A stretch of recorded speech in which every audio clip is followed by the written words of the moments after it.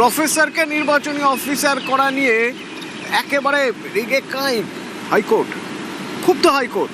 বলছে নির্বাচন কমিশনকে, বলছে যে এটা কি তামাশা হচ্ছে? এরপরে তো দেখা যাবে বিচারপতিদেরও ভোট করাতে হচ্ছে।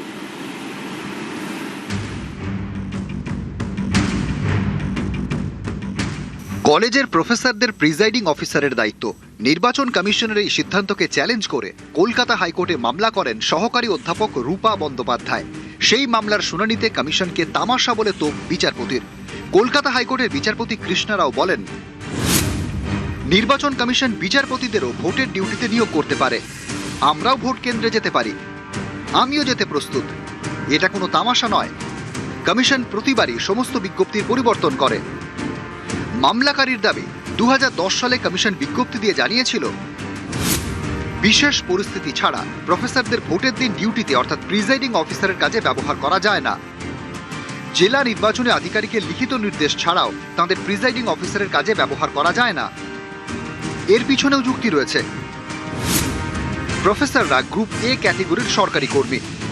প্রিজাইডিং অফিসারকে কাজ করতে হয় বিডিওর অধীনে। কোনো কলেজের প্রফেসরের পদমর্যাদা বিডিওর থেকে বেশি হয়। মামলাকারীর অভিযোগ, কমিশন নিজের দেওয়া বিজ্ঞপ্তি মানছে না।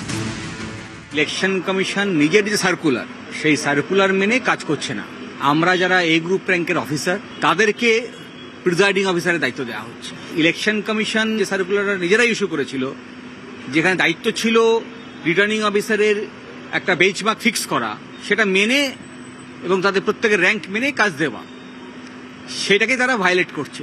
আপনি এতদিন ধরে মাইক্রো অবজারভারের ট্রেনিং করালেন, অথচ শেষ মুহূর্তে এসে বলছেন যে আপনার প্রিজাইডিং অফিসার হতে হবে। এদিন শুনানিতে নির্বাচন কমিশনের আইনজীবী অনামিকা পাণ্ডে জানান, আমাদের নিরপেক্ষ এবং স্বাধীন লোক প্রয়োজন। 2010 সালের বিজ্ঞপ্তি অনুযায়ী এর আগে হাইকোর্টে হওয়া অধ্যাপকদের নানা আবেদন খারিজ করা হয়েছে। একাধিক কলেজের সহকারী অধ্যাপকরা মাইক্রো অবজারভার পদের জন্য আবেদন করেছিলেন। তাদের প্রিজাইডিং অফিসারের দায়িত্ব দেওয়া হয়েছিল।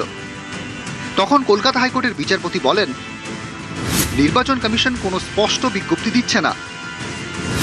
কমিশনের আইনজীবী জানান, এই মুহূর্তে পশ্চিমবঙ্গে নতুন পোলিং অফিসার এবং প্রিজাইডিং অফিসার নিয়োগ করার মতো অবস্থানে নেই কমিশন।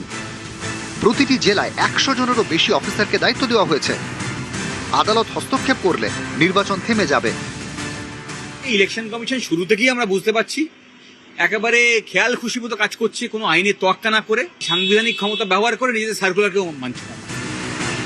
শুক্রবার হাইকোর্টে পরবর্তী শুনানি।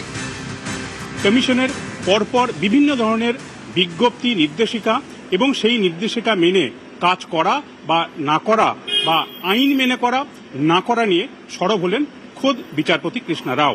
একই সঙ্গে বিচারপতি কমিশনের সাবমিশনে কার্যত ঠাট্টাচ্ছলে এই মন্তব্য করে বসলেন, প্রয়োজনে কমিশন চাইলে তিনিও ভোটের প্রিজাইডিং অফিসারের ডিউটি করতে রাজি। ক্যামেরা দীপঙ্করের সঙ্গে অর্ণব হাজরা, নিউজ 18 বাংলা, কলকাতা।